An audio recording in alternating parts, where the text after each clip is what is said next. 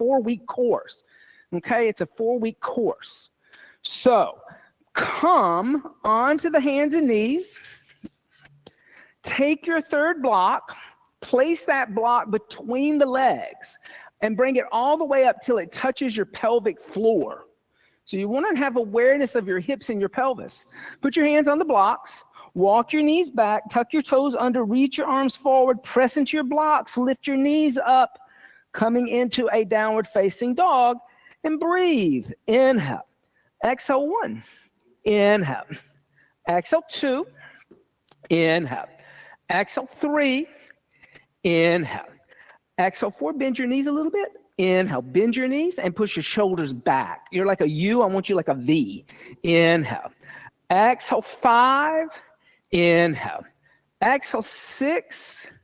Inhale. Bend your knees a little bit. Push your shoulders back. Exhale 7. Inhale. Exhale 8. I'm going to get you a different mat. Inhale. Exhale 9. Inhale. Exhale 10. Can I get a mat, please? On the inhale, come forward to a plank. And as you come forward to a plank, look at the person or the wall in front of you. Don't look at the floor. Push the floor away. Sarah, lower your hips a little. Inhale. Exhale 1. Let's change your mat. That mat's just too slippery. Exhale 2. Inhale. Exhale 3. Inhale. Exhale 4. You're not going to slide around on that one. Inhale. Exhale 5. Inhale. Exhale 6. Inhale. Exhale 7. Inhale. Exhale 8. Look at the wall in front of you. Exhale 9. Inhale. Exhale, go back to a downward facing dog, lifting your hips. Soften your knees. Start to walk your feet forward till your feet are flat on the floor. Your feet are going to be about 8 inches away from your hands. So you're kind of like a U shape or a staple shape. So your hands are pressing into the blocks. Your legs are extending. So if you're bending your knees, take your blocks to a higher setting. Whatever setting you need, as high as you need so you can straighten your legs and fold forward, looking back at your knees. Modified Uttanasana. Inhale.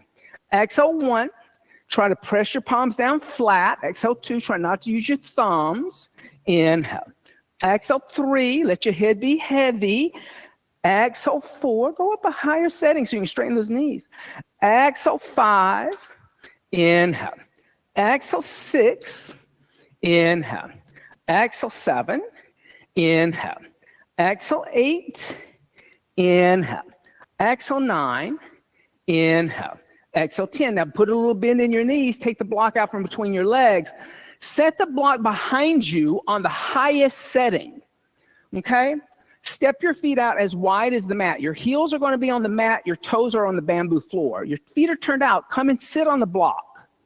And after you sit on the block, bring the hands together in prayer. Bring your elbows in between your knees. So highest setting, yeah. So I want you to have an awareness of your hips and activation. So your knees are going to go out. You're going to bring your elbows in between your knees. You're going to push out with your forearms. So it's a hip opener. That's what this is, right? Exhale 1. You should feel an opening in your hip. Exhale 2. Inhale. Exhale 3.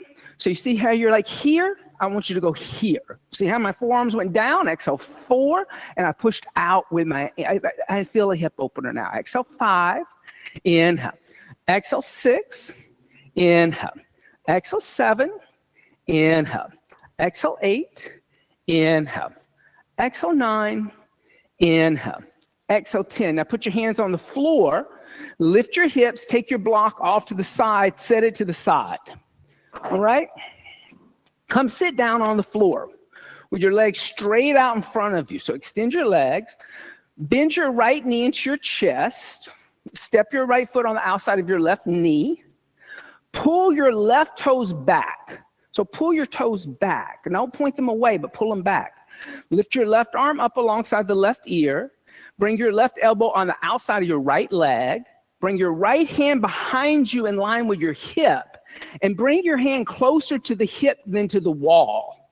And look over your shoulder. So your elbow is on the outside of your leg. Exhale 1. Inhale. How many months? You're fine.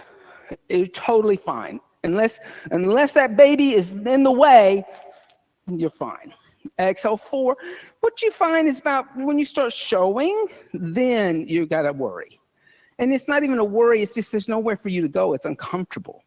Exhale. So as long as you can go, you should go. Exhale, 5. On the inhale, come back to center. Exhale, extend your right leg. On your inhale, bend your left knee. Put your left foot on the outside of your right. Pull your right toes back. Lift your right arm up. Bring your right elbow on the outside of your left leg. Take your left hand behind you, a little closer to your hip than the wall. Inhale. Exhale, 1. Inhale. Exhale, 2. Notice what your foot is doing. Exhale, 3. Inhale. Exhale, 4. Inhale. Exhale, 5. And I'll come back to center. Exhale, extend the left leg. On the inhale, bend both the knees. After you bend the knees, take your block again. Put your block between your thighs on that setting. Take the hands behind you 6 to 8 inches with your fingers pointing forward. Lift your hips up, lifting the block up. Then exhale, let your head go back. Tabletop. Inhale. Exhale, 1. I'm going to stay down, come down. I'm the teacher. Exhale, 2. You stay up. Inhale. Exhale, 3. Inhale. Exhale, 4. Inhale. Exhale, 5. Inhale. Exhale, 6. Inhale. Exhale, 7. Inhale. Exhale, 8. Inhale. Exhale, 9. Oh, inhale. Exhale, 10. Bring the chin to the chest and come down. Take the block out from between the thighs. Set it to the side. We'll come back to it later. And come sit on your 2 blankets. Okay. Good morning, everybody. So that is your warm-up. You'll do that if you're new to this, you'll do that warm-up every time you come to class. And like I said, I don't teach you the asanas during the warm-up. I teach it to you over the 4-week course. So if you're new today, this is a 4-week course. You've come into the last week of it. The first week of the month is standing asanas. The second week of the month is forward folds and hip openers. The third week of the month is back bending. The fourth week of the month is inversions and putting it all together and kind of discovering like why this method of yoga is different from other methods that you may go to, right? So it's kind of a lot of talking today. So for those of you who are new, you kind of came to the talky part of the show, right? Okay. Now, I don't know everybody, so let's go around and introduce ourselves to each other. Priya, Ilana, Carrie, Ritu, Chin, Sarah, Marianne, Team, Carmen, and I'm Austin. Like I said, this is week 4.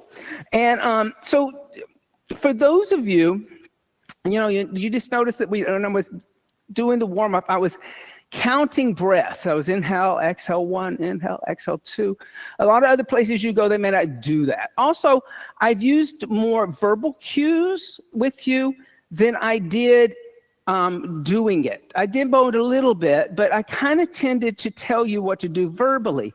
There's a reason why that is. So when you talk about the history of yoga, it's a long history. Some people say it's 3,000 years. Some people say it's 5,000 years. I don't know. I mean, it's old. In fact, it's probably one of the oldest spiritual practices that we have in history that's still being done today. Originally, India didn't write on paper. They didn't write anything down. They didn't invent paper. China invented paper. Everything was taught in India through spoken words. The speaking word, the spoken language was more important. So the teacher would tell the student would repeat it, and they would go back and forth like that. And that became what's called nada yoga. Nada yoga is the yoga of sound. And it's not just hearing something, but it's developing a deep, innate way of listening to the smallest of details, right? That you're listening to the subtlety of what's being said and you're picking up onto the subtlety, right? That idea led to what we call meditation. But when people sat in meditation, this was the first yogis. The first yogis didn't do asana like we're going to do today. What we're going to do today is probably only about 1,500 years old. What originally yogis did was they sit down like you're sitting now, and they would close their eyes and they would listen. That's all they did. And they would first listen to what was around them, but then they started to listening to what was inside of them, right? And what they said they heard inside of them was Om, right? And Om, this is a symbol of Om. This is not the Sanskrit letters. It's a symbol, almost like the symbol of, a do not use your cell phone sign. Like it should be that everybody should know what it kind of means. It's like an international symbol. It's the sound of Om. But the sound of Om, the symbol of Om, is said to be made up of 4 sounds. This big 3 shape is the Ah of Om. My mouth is very open. It's coming from deep down in my throat. And it's said to represent the Jagarat state of consciousness. Jagarat is your waking state. It's the state of consciousness that you're in right now. It's where you spend most of your life, because most of us spend most of our time awake, but it's a state of consciousness, right? Then there's this curve out to the side, and that's the ooh sound of Om. My mouth is shut down a little bit. My mouth is come into a circle, and the sound has gone from the back of my throat to kind of back here where my tonsils are, right? And that's the swapna. The swapna state of consciousness is your dream state. Now, many of you have been coming to all 4 weeks, and I said the first week of the course, I said yoga is about becoming more conscious and aware, right? And we talked about our connection to the feet and like becoming aware of that. The same thing is true here. I'm becoming more conscious of what state I'm in. For the ancient yogis said, hey, we don't know what is real, because when we're in the wake state, it feels real.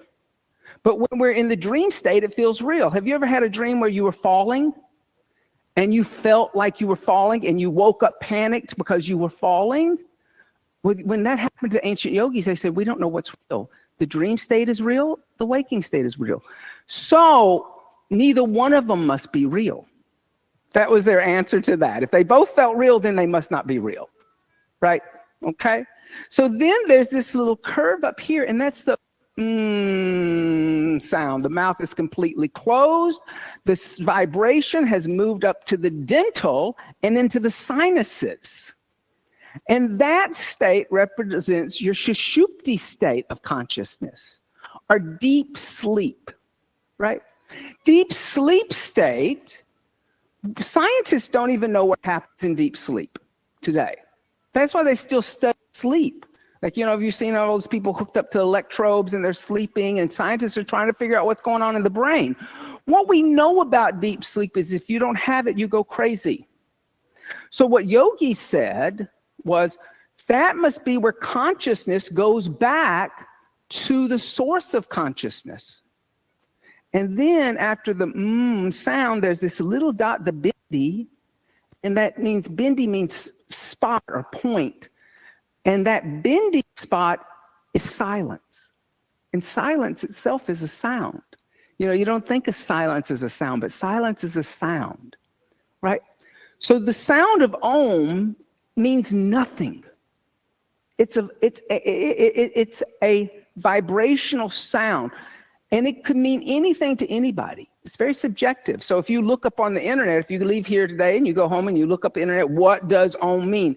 It's going to pull up thousands of different meanings, including the one I just gave you, the 3 states of consciousness. But what we do know about the sound of Om is that it kind of does something magical to you. So let's all set up for a moment. And I want you to put your hand on your abdomen, just below your ribs. And I want you to take a deep breath in, open up your mouth really wide and go, Good.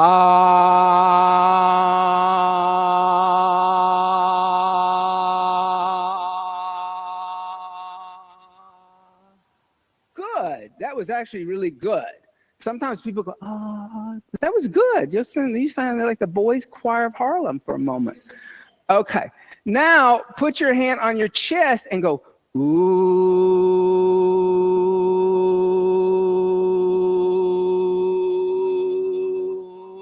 Good. You join me too, because you can't do that with your mouth closed. You do it by yourself. Ooh. Let me hear you. Sing out, Louise. Do it. There you go. Okay. Now put your hand on the top of your head and go,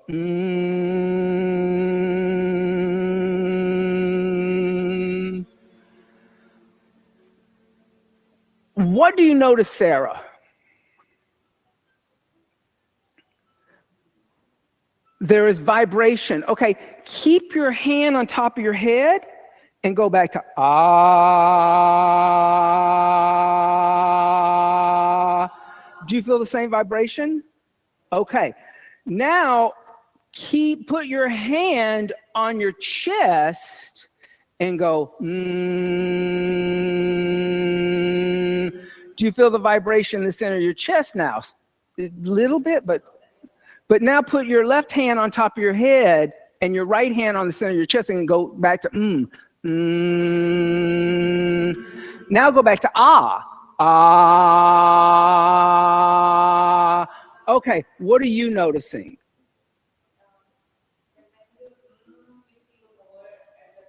Uh-huh. Uh-huh. So put all that together because you got it, but now what does that mean if I go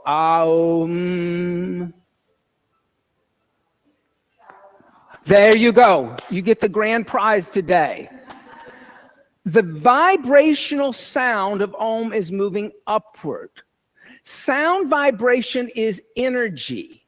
Energy in Sanskrit is Shakti, right? So whenever you hear the word Shakti, it means energy first, and then it's the name of the goddess second.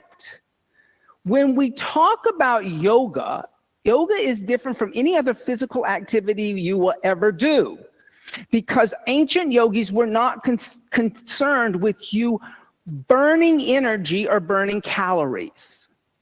They were interested in you conducting energy. They were interested in you becoming a battery and lighting up everything. That's what they were interested in. So we're not burning energy in yoga, we're conducting it. And the idea of moving it upward instead of downward is a continuous theme within all of the yoga traditions. That I'm not letting the energy go down, I'm getting the energy to move upward.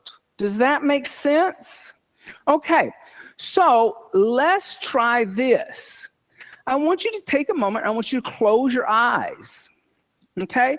And you can put your hand on any part of the body you want to, but I want you to close your eyes.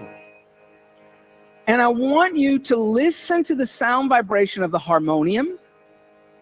And as you listen to it, I want you to hear Om in the key that I'm playing. And then I want you to match your voice with that key. And inhale deeply and chant Om.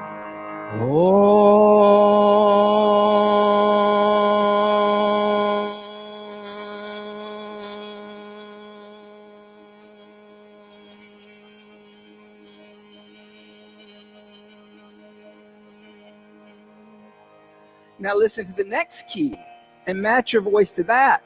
Inhale deeply.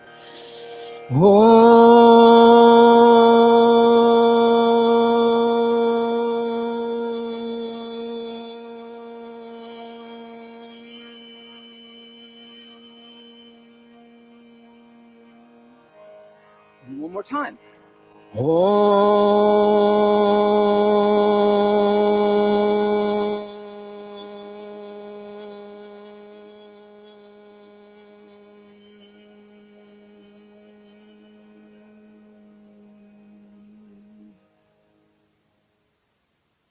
Now just keep your eyes closed and sit with that vibration for a second.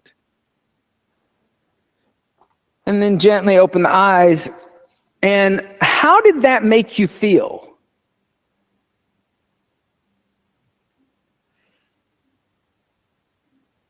You can tell me. How did it make you feel? Peaceful. How did it make you feel? Calm. How did it make you feel? A little lighter. How did it make you feel? Energized. How did it make you feel? Loud. Okay, that's a good one. I mean, listen, when I ask you how it makes you feel, I'm asking you because I can't tell you how it makes you feel. You have to tell me. It's subjective. So it's interesting that she felt loud, right? That maybe and it's all the vibration is coming to you and it's bouncing off the wall. So she's hearing everything, but it's subjective. How did it make you feel? Spacious. How did it make you feel? Meditative. Okay. And all of those things would be accurate because like I said, it's subjective. I can't tell you how it makes you feel. But when you also go to the internet and you look at what does Om mean, it's going to be subjective. You're going to hear it means many different things. Take your chant book. We have chant books here because even though ancient people didn't put things in writing, sometimes we're used to writing now. So you turn to page 11, you will see number 1. So Om is a mantra. Mantra is a Sanskrit word made of 2 Sanskrit words. Ma means mind and tra means to cross over. So a mantra is mind protection. I'm protecting my mind from like lower energy. I'm raising it into higher energy. Om is the first mantra there. It can be spelled O-M or A-U-M. Both are correct, and they're pronounced exactly the same. It's not like one is pronounced slightly different because when 2 vowels come together in Sanskrit, the A and the U, the second vowel becomes silent. And so that's why when Om comes together, A-O-M, it goes Om. It blends together into one sound, okay? So just know that it could be written as either way. Om, the mystic uttering, notice it doesn't say the mystic word. It's an uttering, it's a vibration, is among the most venerated of all mantras, mind protection. It is the primordial sound of the everlasting divinity in its purest manifestation, highest consciousness. God has existed for all eternity, and Om is the eternal sound. Om is the essence of consciousness in its entirety, the waking state, the dream state, the deep sleep state, right? So it's the essence of consciousness in entirety. Take your chant books, fold them up, bring the cover back to the top, and let's just pass them down to this end of the room, and I'll pick them up at the end. Okay, so you can just pass your 2 together, and then everybody will pass them down this way. All right? So when we chant here at Urban Sadhu, what we're doing is we're setting a higher intention. My teachers used to say that you cannot practice yoga without a higher intention. That just having tight hamstrings is not good enough intention. Because you could go do something much more effective than yoga if you just have tight hamstrings. You could go to Zumba, right? You could go to Soul Cycle. You could go to Pilates, right? It probably even more effective than yoga. So there has to be this higher intention that's happening. I want to know my true state of consciousness. I want to know that blissful space where there's peace, there's meditative, there's that spaciousness. Somebody said spacious. That's what you're looking for, okay? So come stand up. I know you're tired of sitting down. Like I said, today you came to the talkie class, all right? Which is probably a good introduction, all right? So if I have a higher intention, here at Urban Sadhu, we actually say there's 5 elements of vinyasa, and I'm going to teach you a vinyasa today. 5 elements of vinyasa that you have to practice yoga. What is a vinyasa? So vinyasa is a word like mantra. It's made up of two Sanskrit words. V means sequence. Nyasa means to place with consciousness. So a vinyasa is a conscious placement of one thing after the other. So like in a vinyasa, we'd have to set a higher intention before we could do anything else, okay?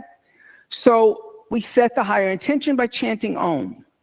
Second thing that has to happen for there to be a vinyasa, there has to be consciousness of breath, okay? And I've done, like, I didn't take my first yoga class until I was 43 years old. I've been teaching now for 20 years, so you can do the math. I've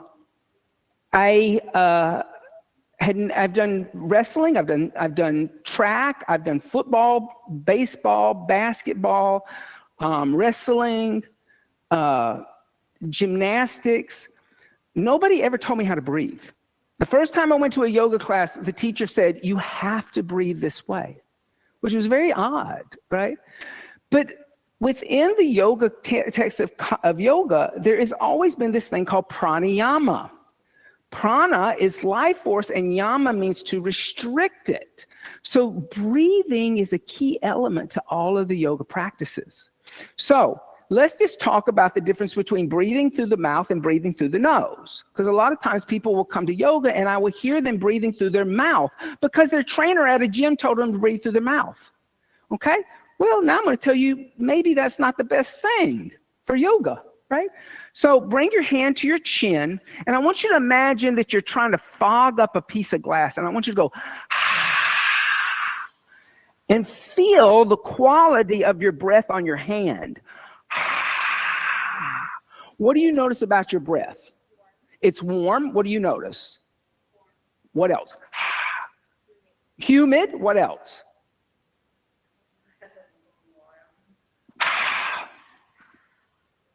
It's expansive. It comes out really fast. Okay. Now, keep your hand at your chin and exhale through your nose and tell me what the quality of breath is on your hand.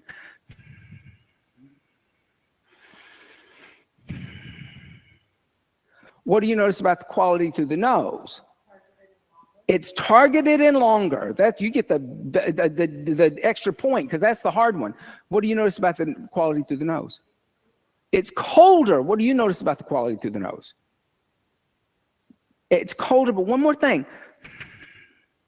If it's more if it's elongated and it's colder, then it must be also what else? It's drier. It's drier. Okay.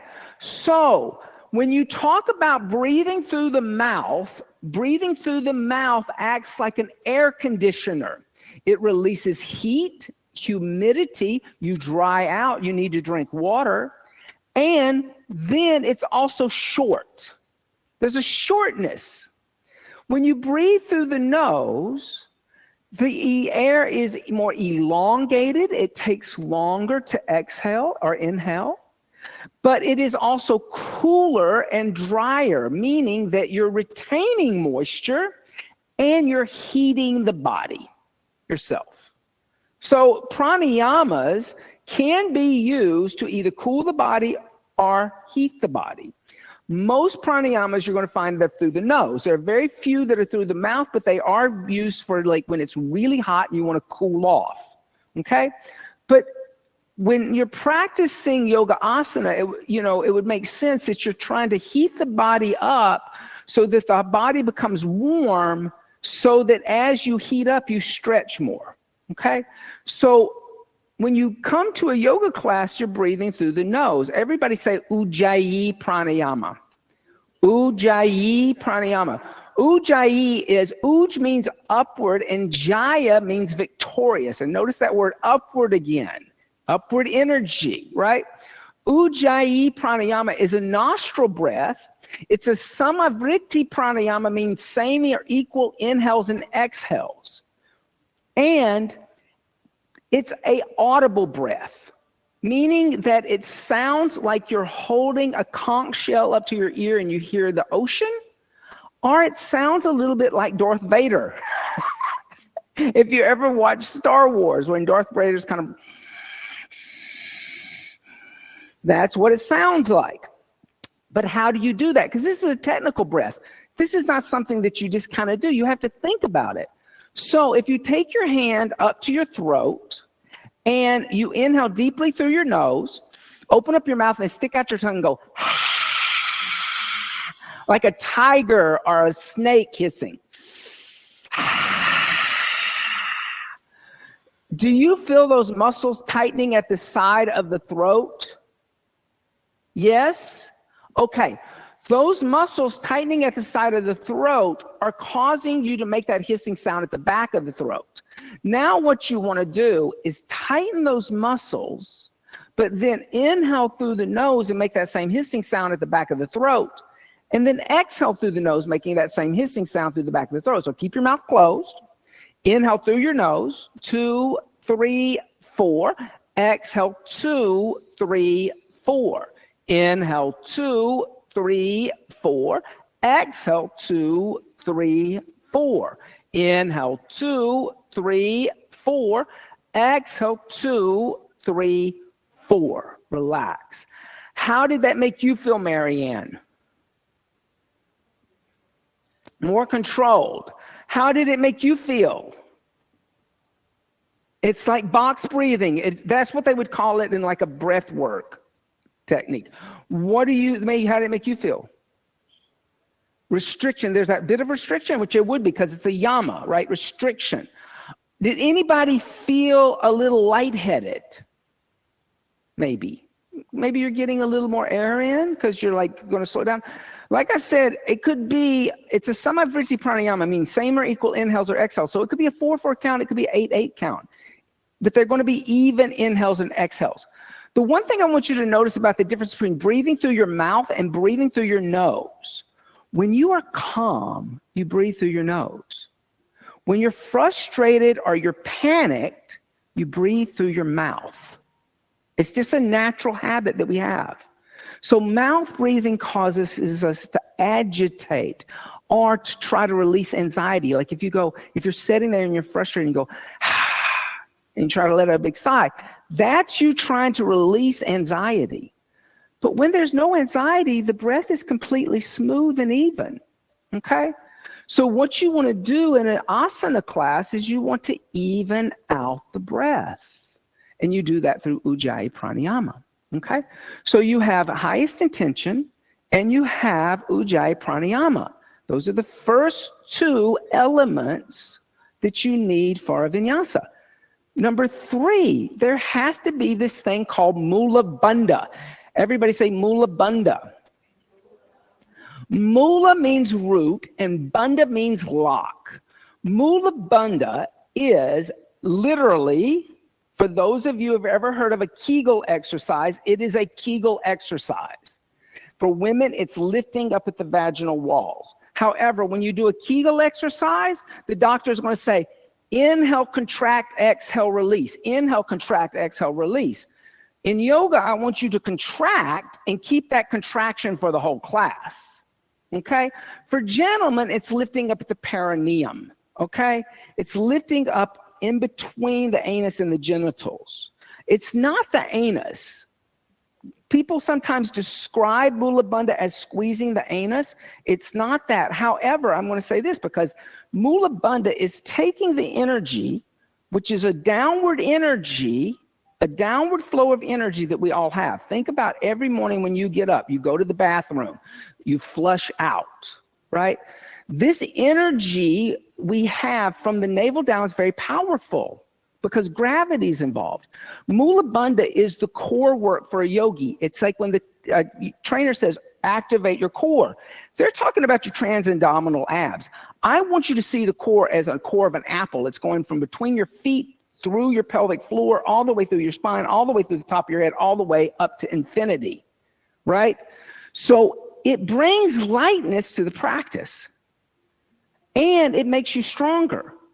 But mula bandha takes that energy of moving downward that the body does through defecation, urination, menstruation, childbirth. That's downward energy. and it reverses that energy and it moves it upward. Okay, but how do I do this? Well, everybody, take that block and put it between your legs, letting it touch your pelvic floor. And here again, this is why I start with week 1. I get you to do this. I get you to become more aware of your pelvis, the pelvic floor, and what your hips are doing. Mula Bandha can only be engaged at the end of an exhale. So exhale everything out. And as you exhale everything out, I want you to lift the block from between your legs up into your ribs. So as you pull it up energetically, you should feel like you just grew a little taller. You should feel like your tummy just got a little tighter. And you should feel a little straighter. Do you feel that? Okay, keep that. Now go back to your Ujjayi Pranayama. Inhale, 2, 3, 4. Exhale, 2, 3, 4. Inhale, 2, 3, 4. Exhale, 2, 3, 4. Inhale, 2, 3, 4. Exhale, relax, let go. Did you feel the energy go down when I said relax, let go? Okay, so I want to just, yes, ma'am. I feel like my thighs are what? Yes, Like, there's a lift. yeah, but it's like a lot of holding the block. Yes. So it's not, so there's difference. So like, it's not me crushing the block with my thighs. It's me trying to lift the block up. But yes, everything becomes a little firmer and taunter. So one time one of my apprentices, like she had a really like, she was trying to find the perfect way to describe Mula Bandha. I don't think I've ever found the perfect way to describe it. But she said something to me. She was like, oh, well, you know, she got into the whole thing about it's not squeezing the anus and it's not holding in urine. It's lifting up like a Kegel exercise, right? It is a Kegel exercise, but it's once you contract, you hold it. The thing about a Kegel exercise, while it's not squeezing the anus and it's not holding in the flow of urine, you could not go to the bathroom if you had a Kegel exercise engaged. Because there's such a lifting up at the pelvic floor that energy of downward couldn't happen, right? So that's how you should feel it's happening. You should feel like that there's a little lift from the pelvis. Let's try it a different way because I'm not so convinced that everybody's gotten it. Take the block out from between your thighs, put it to the side, come onto this lovely bamboo floor. Come off your yoga mat. Yes, ma'am. We'll talk about that in a minute. Right now, no. Yeah. So come onto the bamboo floor. Okay. Now, here's what I want you to do. I want you to jump up into the air, and I want you to land and wake up the guys downstairs. I just want you to jump up like a noxious neighbor above you. So jump up, really be loud. Okay. Now, here's what I want you to do. I want you to think about engaging Mula Bandha, lifting up at the pelvic floor, and I want you to jump just as high as you did, but I want you to land like a little mouse. I don't want you to hear a sound. Okay, so good. Good. Now, as you do that, what did you notice that you had to do at the pelvic floor? As you touched the floor, you had to do something. There was a little bit of energy pulling back up. Did you feel that? So you didn't land heavy. Okay, that's Mula Bandha. That's the same thing as Mula Bandha. For you to land lightly, you've got to engage Mula Bandha. So when you hear somebody walking up a flight of stairs and every foot is like bam, bam, bam, bam, bam, they don't have Mula Bandha engaged. But then you have somebody walk up a flight of stairs and you didn't know they came up the flight of stairs. There's Mula Bandha engaged. Okay? So you got higher intention, you got Ujjayi Pranayama, you got Mula Bandha. Do you want to say anything? He wants some scissors? Oh, okay. So the second thing is uninterrupted movement from one thing to another. This is where sometimes vinyasa becomes a flow, because what we're trying to do is become graceful in yoga. So there's this very beautiful movement linking breath and movement that happens in yoga, much like dance. Yoga is akin to dance. If you've ever seen classical Indian dance, yoga is akin to that. So everybody go back to the wall. I'm going to share this wall with you. Okay? And come stand with your back against the wall. And I just want you to feel what your back of your body is doing. So we're going to do an arm movement, linking breath and movement, okay? What we're going to do, remember when I said Ujjayi pranayama is a samavriti pranayama? It can be an 8-8 count, a 16-16 count, a 12-12 count. It can be whatever the teacher wants. Most of the time it's 4-4, but let's do a 6-6 count. So that means if I'm moving slowly and gracefully, at 3, my arms are going to be parallel to the floor. At 6, my arms are going to be by my ears. As I exhale, I'm going to come down gracefully, arms are going to be at 3, and then 6 by my side, okay? When I clap, you're going to begin, and keep your eyes open. I'll talk about that in a minute. Don't close your eyes. So exhale everything out, engage Mula Bandha, lift up at the pelvic floor. Keep that lift, connect to your Ujjayi pranayama. When I clap, you'll begin. Inhale, 2, 3, 4, 5, 6. Exhale, 2, 3, 4, 5, 6. Inhale, 2, 3, 4, 5, 6. Exhale, 2, 3, 4, 5, 6. Inhale, 2, 3, 4, 5, 6. Exhale, 2, 3, 4, 5, 6. Inhale, 2, 3, 4, 5, 6. Exhale, 2, 3, 4, 5, 6. How did that make you feel? You can feel the stretch. That's interesting. How did it make you feel?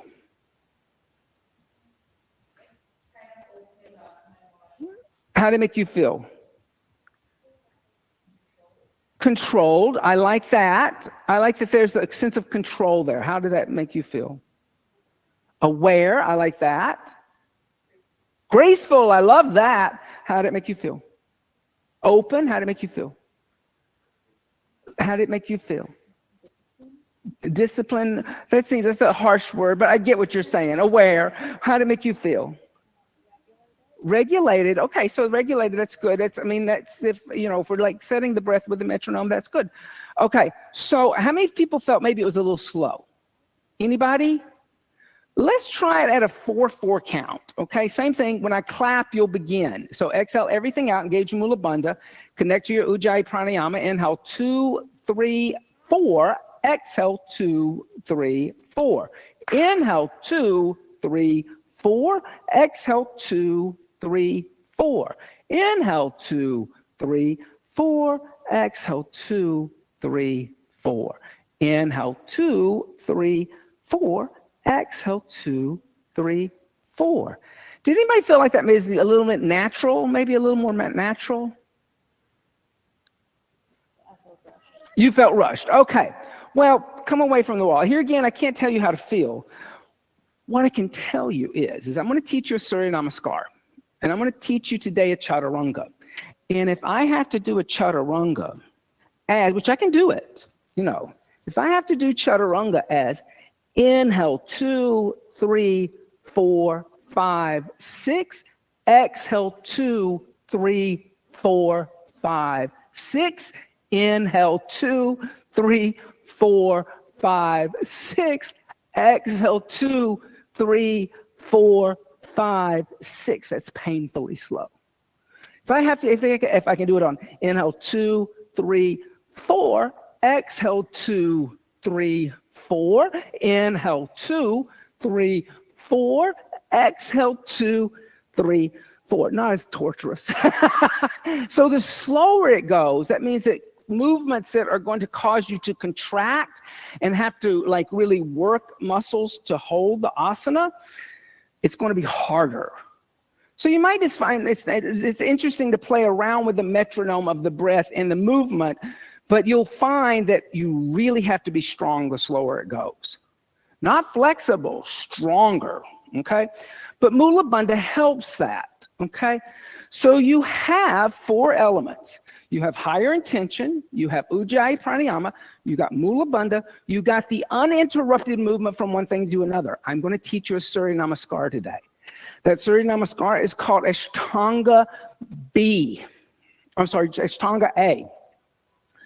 In this one, the last element is the drishti, where you look, okay? Drishti is not a hard gaze, but it's a soft gaze. When you talk about yoga asana alignment, the best way to teach somebody yoga asana alignment is tell them where to look.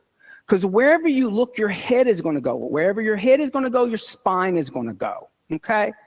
So I'm going to give you the drishti during the Surya Namaskar, okay? The first side, the right side, you don't have to be on my inhale or exhale because I'm going to take a little more time. I'm going to give you a little alignment, and I'm going to give you the drishti. On the left side, I want you to kind of be in more with the rhythm of the breath that I'm calling, okay? So everybody come to the front of your mat. Place the blocks like this at the front of your mat, okay? And what I'm going to do, like I said, I'm going to go through this. I want you to experience. Then I'm going to break it down for you step by step, okay? You want to take your blankets off your mat. You don't want to have anything behind you, okay? And then you're going to come stand in between your blocks, and now your feet are going to come together. Because I'll talk about this in week 1, but in my tradition, feet are coming together. You could step your feet apart because you're pregnant, but like here again, it's not that, you're not that far along. So if you want to make a little adjustment, that's okay. Exhale everything out, engage Mula Bandha. Your drishti into Tadasana is at the horizon. You're not looking to the side, you're not looking above, you're not looking below. You're looking right as if you're like watching a sunset. And then on the inhale, bring the hands together in undulating mudra. Extend your arms up toward the sky and cut your eyes up toward your thumbs. Don't throw your head back, but cut your eyes up toward your thumbs. Look up at your thumbs, but cut your eyes. Then exhale, fold over your straight legs, Uttanasana. As you fold forward, put your hands on the blocks. You can bend your knees to get there. Drop your head and look back at your knees or your shins. Soften your knees. Put weight in your left foot. Step your right foot all the way back into a long, low lunge and look at the wall in front of you like you're about to sprint. So don't look at the floor, but look at the wall in front of you.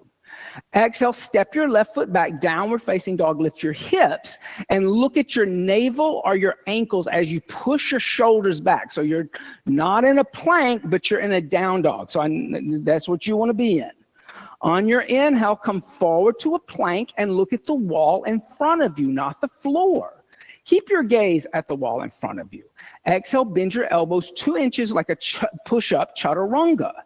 Then inhale, lift up and move forward and arch back. Look at the ceiling, upward facing dog. And then exhale, go back, downward facing dog, and stay in down dog for 5 breaths, looking at your navel or your ankles.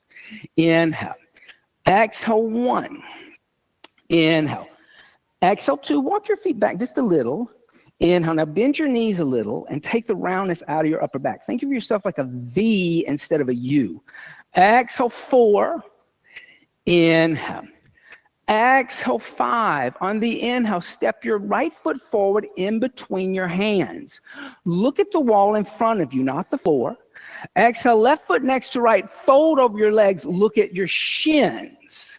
On your inhale, with straight legs, rise up, extend your arms, look up at your thumbs, Urdhva Asana. Here again with straight legs, not rolling up.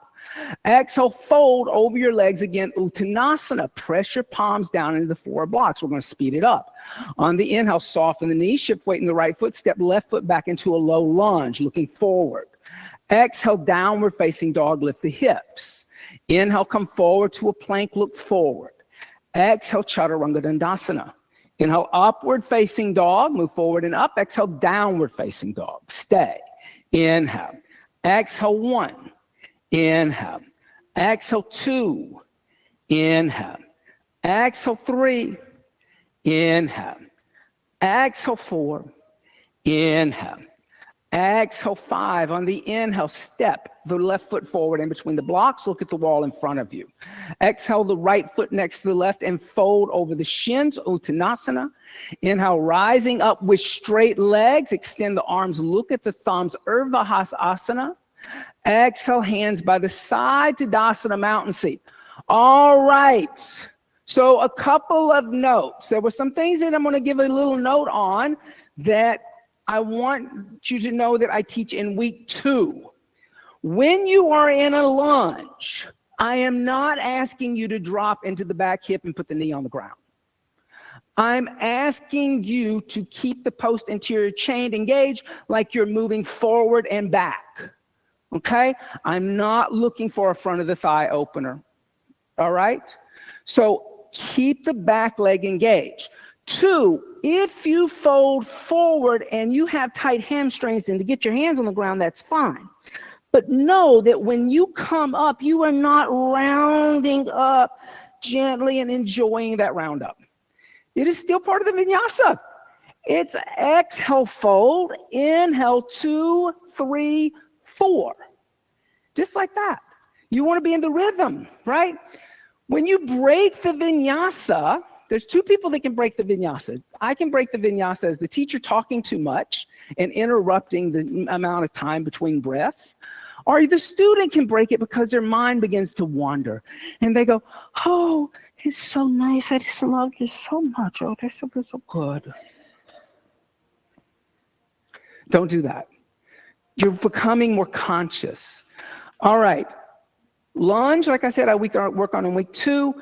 Plank, I work in week 2. I'm not going to go deeply into that today, but we're going to touch on it. Everybody say Chaturanga Dandasana. Chaturanga Dandasana translates into 4-limb staff seat. Chaturanga is a push-up, okay? Now, when we talk about push-ups, the problem is that people automatically imagine in their head a military push-up from the West.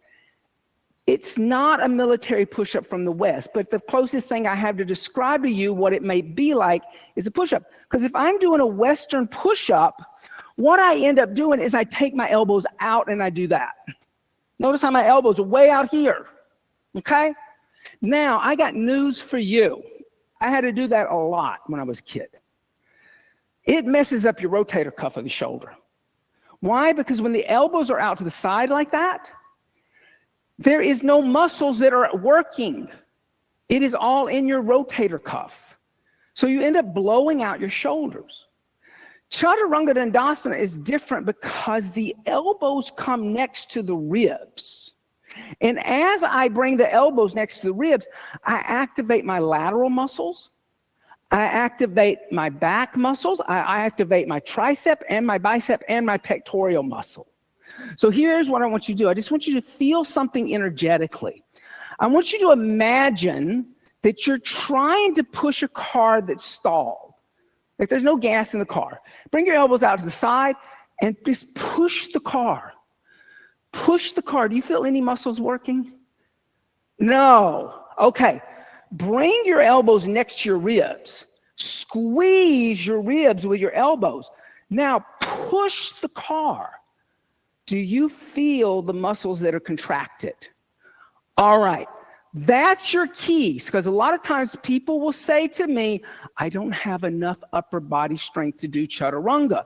That's because you're letting your elbows relax and not using your lateral muscles. When we talk about bringing your elbows into the body, it is your lateral muscles that do that. It's not your shoulder. It's not your chest. It's this flank of muscles running down the side of your body in the back. That's what pulls the elbows in. Okay. So I'm going to pretend like my mat's like yours. Come onto your hands and knees and bring your blocks like this. Okay? So when I talk about, and I talk about this in week 2 when I teach downward dog. And some people need to come to week 2 because they don't understand downward dog, but I'm not going to go over down dog fully. Okay? When I talk about down dog, I talk about how that if you put your hand straight forward like this, automatically, there's an external rotation of the elbow going outside. So if you turn your hand slightly outward, then all of a sudden the elbow moves in toward the ribs, and the eye of the elbow moves down the thumb. So if I take my blocks and I put my blocks on the second setting and I hold on to them with my thumb on the inside and my index finger on the outside, there automatically becomes that external rotation of the shoulder. Now here's what I want you to do. I want you to get your knees underneath your hips, okay? The closer my knees are to the blocks, the easier this is.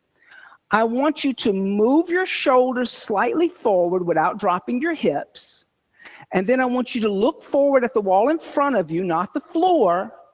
And I want you to bend your elbows 2 inches and bring your elbows to touch your ribs and extend your arms again like a mini push-up. Don't go down so far, Marianne. You don't have to go so far. Bring your blocks a little closer together also. Yes. Now, move your knees back a little bit. Just about 2 inches. Move your shoulders forward. Bend your elbows 2 inches just till your elbows touch your ribs and extend your arms like a push-up. Good. You feel those muscles working? Okay. Now do this. Extend your right leg back. Extend your left leg back. Now look at the wall in front of you. Move forward. Don't go down. Move forward. Move back. Rock back and forth on your toes for a moment. Now move forward. Bend your elbows. Flip your feet and extend your arms and look up. And then flip your feet, flip, and go back downward dog. Okay, there you just did a chaturanga. Come onto hands and knees and drop down to the knees. So the big mistake that people think in chaturanga, they think that to get something accomplished, they have to come all the way down to here and then go all the way back up here. You don't. It's too much work, okay? It's too much work. All you have to do is as you come forward to plank, bend your elbows till your elbows touch your ribs. Then up dog, I move forward and up, and then exhale, down dog, okay? That's all you have to do. So now take your blocks, put them like about on this setting, and about that far away from the edge of the mat, about 3 inches. Okay? So I'm bringing them really close. Okay? They're probably, what's that, 12 inches right there? Okay. I'm going to put my thumbs on the floor behind the blocks. Notice that my fingers are turned out and the thumb is touching the edge of the block. I'm going to move forward and I'm going to put my shoulders on the block. Rest the ball of your shoulders on the block. And notice I'm still on my knees. I got my knees, I'm on my knees. Now look forward, step your feet back into a plank, and then push into your hands and squeeze your elbows next to your ribs and just lift your shoulders off the block. There's your chaturanga. Now flip your feet and extend your arms. Look up at the sky. Then flip your feet and lift your hips and go back down dog. Push the floor away. Now let's just put that together. On your inhale, come forward to a plank. Look forward. Exhale, bend your elbows. Don't lay down on the blocks. Flip your feet. Extend your arms. Look up at the ceiling. Exhale, roll back. Downward facing dog. Then come forward to a plank and drop down to your knees. Okay, did that feel different than what you've been doing? Okay, now, one of the things I want to say is there is no reason to put your thighs down in a chaturanga. No reason. Because I can tell you, the moment you put your legs, the moment I do chaturanga and I think, oh, this is just so hard. I'm just going to go here. There is no Mula Bandha. I have let go of Mula Bandha because the pelvic floor has just taken over. So that's not a chaturanga. Okay? If you're still having trouble staying in that chaturanga and in the air, do this. Come out to a plank, drop to your knees, not your thighs. Drop to your knees, bend your elbows, chaturanga, and lift back up and upward dog and get those knees off the ground. Okay? That's fine to do a modified chaturanga. All right? Any questions about chaturanga? So up dog, the tops of the feet, because up dog's a back bend, so the tops of the feet are on the floor. And I'm reaching the chest forward, right? And my knees are off the ground, my thighs are off the ground. So that's what I mean, tops of the feet. To roll over the toes, that takes a little bit of practice, right? That's me rolling over. But if that hurts, come forward to a plank, bend the elbows, flip the feet. Flip back. That's perfectly fine till you get used to it. Does that make sense? All right. Any questions? Okay. Take your 2 blocks, put your blocks like this. Okay? About 3 inches away from the mat edge. Then grab a hold of the blocks with your thumb on the inside and your index finger on the outside. And come back to a downward facing dog. Lift your hips. All right. Exhale, engage Mula Bandha. Lift up at the pelvic floor. Remember when we did that jumping exercise and you didn't make a sound? Think of it again. Bend your knees, look beyond your hands at the wall in front of you. On your inhale, lightly jump your feet in between your blocks. Good. And exhale, fold over your legs. Now, with straight legs, rise up, extend your arms, look at your thumbs. And exhale, hands by the side, Tadasana. So what we just did was a jump forward. In Ashtanga B, it's a jump back into Chaturanga. I'm going to teach you a jump back today because that's what I'm supposed to teach you, okay? But know that it took me 2 years before I did a jump back in a class because I wasn't lucky enough like you. I didn't get to go to fundamentals. I was just thrown into an open advanced class. And I just had to sink or swim. That's how I learned. This is a much better learning process. So jumping back and jumping forward all depends on your Mula Bandha. And here again, I like the blocks because they get you to keep your elbows where you need to be. But what it would look like if I'm jumping back and jumping forward is exhale Tadasana. Just watch me. I'm just going to demo the whole thing. On the inhale, bring your hands into undulating mudra and extend your arms. Look at your thumbs. Just watch me. I'm just going to demo the whole thing. You don't have to do it with me. Then exhale, fold over your legs. Notice how I'm bowing down, hinging at my hips, and I'm grabbing the blocks. Uttanasana, I'm looking back. Inhale, lift the head and chest, preparing. Notice how when I say preparing, I move weight forward into the front of the foot and the shoulders. Exhale, jump back, chaturanga. Inhale, upward facing dog. Exhale, downward facing dog. I'm going to stay here for 5 breaths. Inhale. Exhale, 4. Inhale. Exhale, bend the knees. Look beyond your yoga mat. I'm looking at the door. On the inhale, jump the feet in between the hands. Exhale, fold over the legs. Inhale, rise up. Extend the arms. Exhale, hands by the side, Tadasana.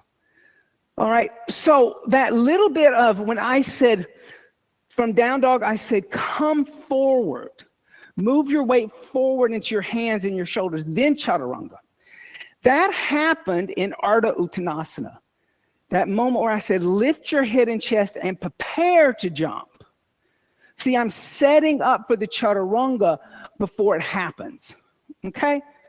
So we're going to do that version now, okay? So come stand in between your blocks. Yes, ma'am. Yes, yes. So if in Ardha Uttanasana is kind of one of those things that most people don't teach students, that it's not just a throwaway breath. It's a setup. It's important that you take note and become conscious of it. So as I fold, Uttanasana, inhale, lift the head and chest. I don't do this. Why do I not do that? Because my hands aren't grounded. I want to know where my hands are, because already I'm starting to think of bending the knees, lifting the heels up, bending the elbows. So when I jump back, I'm already in chaturanga, right? So that preparing, it's important that you keep your hands on the blocks and you're starting to ground down, because that is the connection to the earth for a few moments when your feet leave the floor. So I never suggest, lift your head and chest halfway and put your hands on your shins. That's like a different kind of practice altogether. It's not wrong. It just wouldn't be used in a vinyasa because it disconnects you from the earth. It disconnects the asana. Does that make sense? All right. Let's try this. I'm going to give you the option. I will say step or jump back. All right. I'm going to give you an option. You can make the choice. But whatever you do, make it consciously. Make it consciously, because that's what you're trying to do. You're trying to become conscious. Don't just let it become, I'm going to throw the dice and see what happens. A kind of a jump back, step back mix thing, right? Choose. Okay, so stand in between your blocks. Yes, ma'am. Lightly. With the pads of the toes and the ball of the foot. But lightly. All right. Standing in between your blocks, feet together, big toes and heels touch, hands by the side to Tadasana, mountain seat. Exhale everything out. Engage Mula Bandha, lift up the pelvic floor. Connect to your Ujjayi pranayama. Inhale, 2, 3, 4. Exhale, 2, 3, 4. On the inhale, bring the hands together in undulating mudra. Extend the arms up toward the sky. Look at the thumbs, asana. All the way extension. Oh, you got a shoulder injury. Okay, exhale, fold over the straight legs, Uttanasana. Grab your blocks, bend your knees to get there if you need to.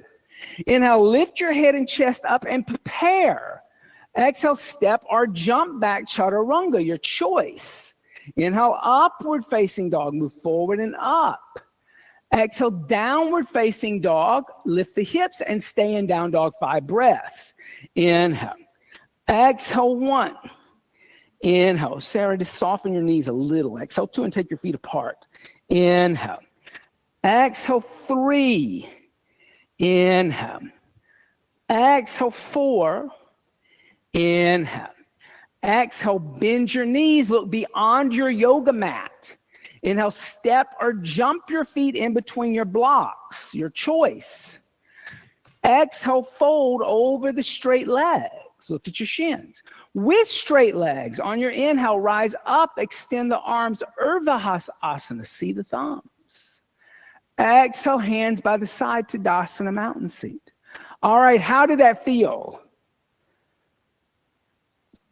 If I asked you to do it by yourself, could you do it by yourself? Okay, so here's what we're going to do. I'm going to teach it again, okay? And I want you to do like a dancer, remembering their own choreography. Because remember, yoga is akin to dance. I want you to remember the counting. I want you to remember the asanas and the sequence of events. Say it with me as we do it.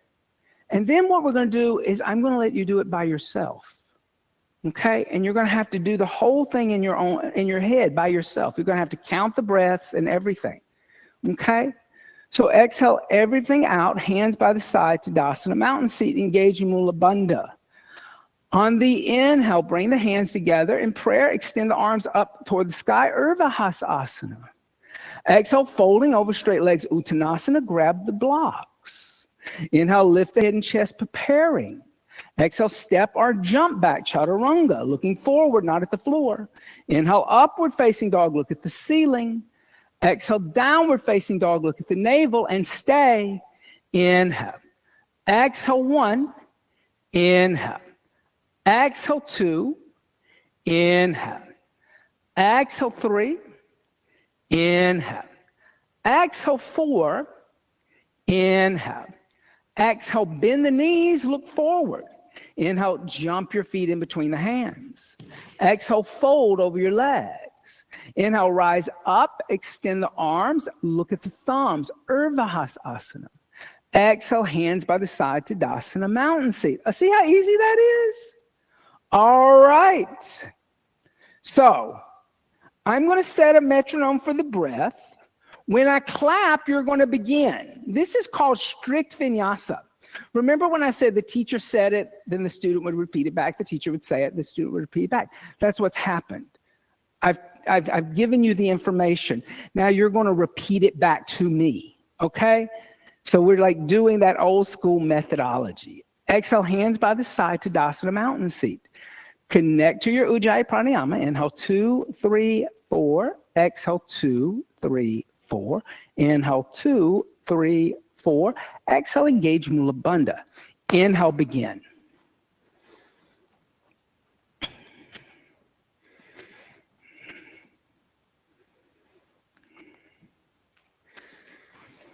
Count the breath to yourself. Say the directions just like I gave them to you.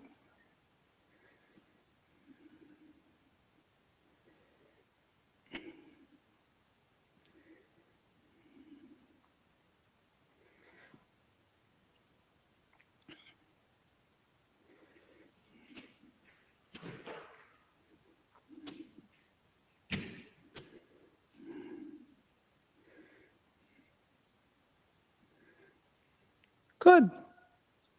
How did that make you feel? How did it make you feel? And counting, you're like, that's interesting because you're more conscious and aware, right? You're more aware of what you're doing. How did it make you feel? Yeah? How did it make you feel? Okay. How did it make you feel? Control. Like I hear said, I can't tell you. Some people may have made them crazy. That's okay too. If you felt like it just made you crazy. So, like I said, that's called strict vinyasa. But the thing that I like about it is that one, I taught you the sequence. You've learned the sequence. When we talk about this idea of yoga, yoga doesn't have an element of codependency. Right? You should be able to do these things without the teacher saying it. Right? That should be the learning process. It should empower you. That doesn't mean that, don't go to the yoga studios anymore, but you should be empowered that if you're stuck in Des Moines and you are like at a hotel, you should be able to do this by yourself. Right? Okay? Everybody go back to the wall and come and sit down with your back against the wall and your legs extended straight out in front of you. Now you want your sacrum on the wall, right? So I want to be like really pressed up against that wall. Now pull your toes back toward you in a dorsiflex, and then lift your arms up alongside your ears, and bring your shoulders a little closer to your jaw, and turn your palms slightly outward, and then push the ceiling away like you're holding up the ceiling, okay? And breathe. Inhale. Exhale, 1. Inhale. Exhale, 2. Inhale. So what are your toes doing? Exhale, 3. Notice how they're just kind of hanging out. Exhale, 4. Extend your pull them back. And bring your shoulders back. Can you do that? It's hard, right? Exhale, 5. Relax. Okay. So what shape are we making? Huh? What shape is this? Well, it's it is a U for you because you're having a little hard time with down dog. It's a down dog setting down. This is what your down dog should feel like. But that little bit, like it's hard for you to come back here and you're kind of here. That's because of that roundness in the back. And that was, yes, it's the scoliosis. So we're seeing what it's doing, okay?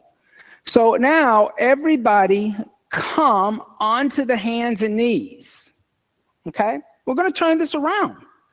Come onto your hands and knees with your feet against the wall, your knees underneath your hips, your hands underneath your shoulders. Now, I want you to turn your hands slightly out.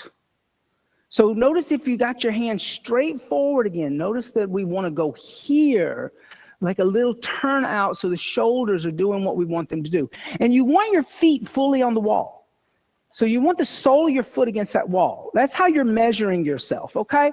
Now, lift your knees up, coming into a short down dog with your heels on the wall. And as you lift your knees up, you're going to push your shoulders back toward the wall and look back at your belly button.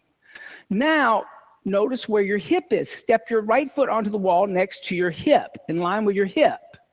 Then step your left foot next to the right and straighten your legs, pushing your heels into the wall. And look back at the wall. Good. And breathe. Inhale. Exhale 1. You're not going to be able to do this with a shoulder injury. Exhale 2. Inhale. So you're not going to walk up the wall. You're going to be in an L shape. Exhale 3. Don't go any higher than your hip. Inhale. Straighten your legs. Exhale 4. Good. Straighten your legs. Straighten your bench. There you go. See, you did it. Inhale. Exhale. Come down and relax. All right. So everybody say Adho Mukha Vrikshasana. Adho, downward, Mukha, face, Vrikshasana, tree. It's a handstand. So this is a handstand. But this handstand is nothing but a downward dog turned upside down. That's all it is. So when I do this, I could have you just turn to the wall and kick up into the wall. But this one actually gets you to build a lot of shoulder strength because you have to kind of push the floor away and push your feet into the wall. So as I lift my hips, I'm going to step the foot next to the hip. I'm going to extend the legs, and I'm going to push the floor away, right? So here again, I got that down dog shape, but now I'm just upside down, all right? So let's try it again.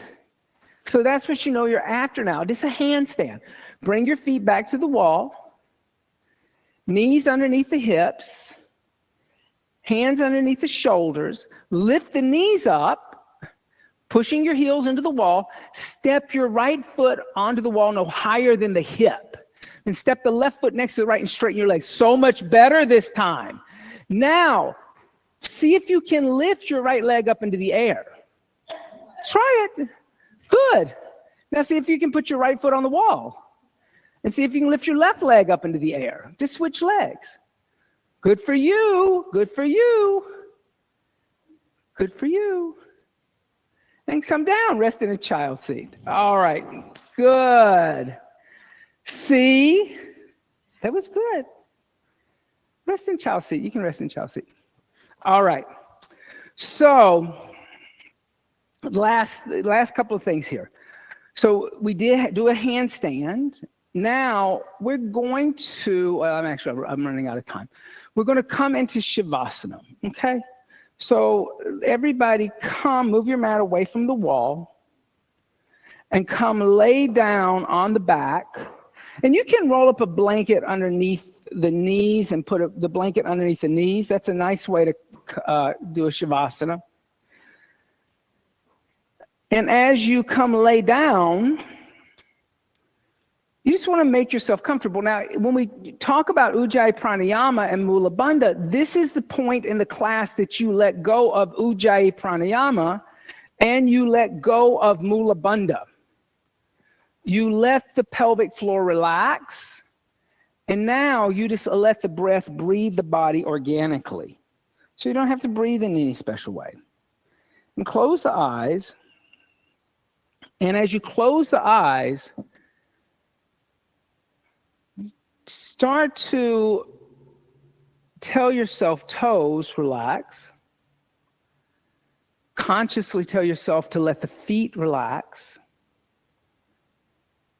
Consciously let the ankles relax. Consciously let the shins relax. Consciously let the knees relax. Consciously let the thighs relax. Consciously let the hips relax. Consciously tell the back to relax. Consciously tell the abdomen to relax. Consciously tell the hands to relax. Consciously tell the forearms to relax. Consciously tell the upper arms to relax. Consciously tell the shoulders to relax. Consciously tell the throat to relax. Consciously tell the face to relax. Consciously tell the head to relax. Consciously allow the entire body to relax. Shavasana.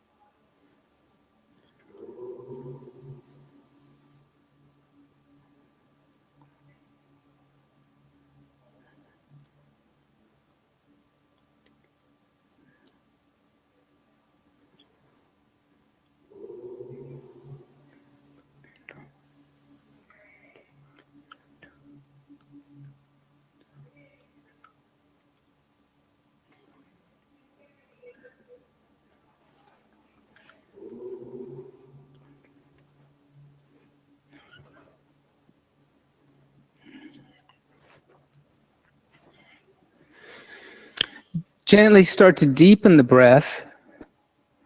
And as you deepen the breath, make small movements with the fingers and the toes. Stretch the arms overhead and stretch the arms and legs in opposite directions. Bend the knees into the chest, give the knees a hug. I'm going to gently roll over to the right side. And pressing the left palm into the earth, lift the torso up and come up to a seated position. And you can come back to your blankets. So come back and sit on your blankets for a moment. So the last thing that I teach in this class is we introduce you to meditation. And here at Urban Sadhu, there's 4 simple steps to meditation. 1, to choose a seat and be still. Like in meditation, you don't want to fidget or scratch or move around.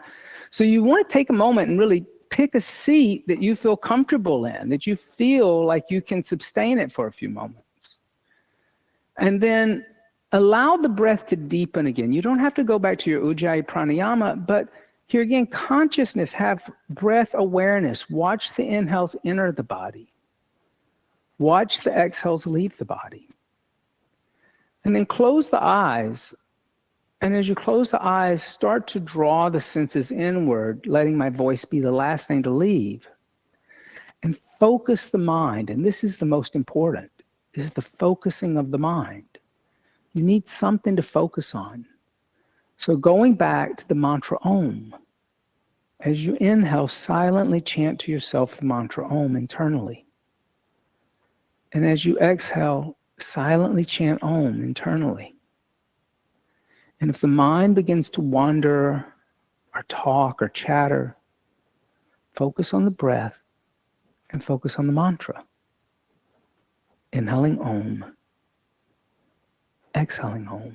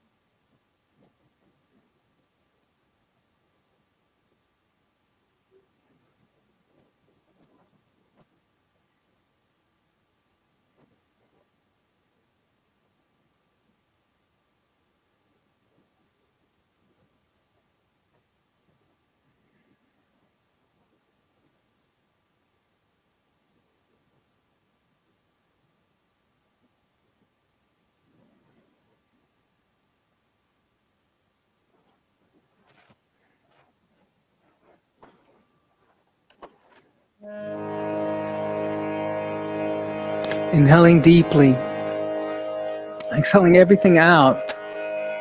Inhale for the sound of Om externally.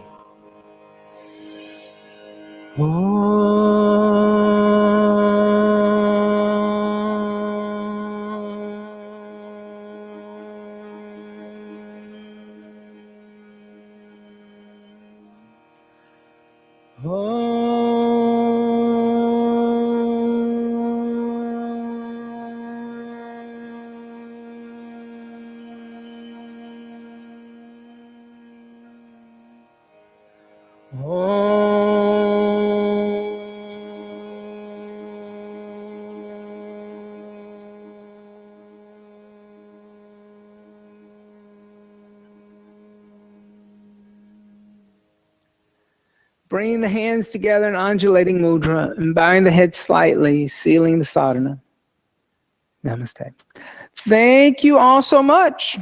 Have a beautiful rest of your day. And don't forget, like in week 1, that'll be the first week of the month, October the 1st through the 7th.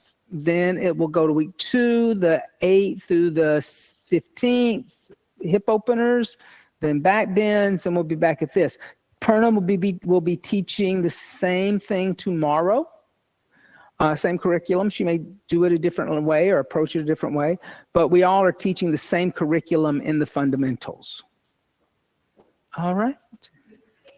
Thank you.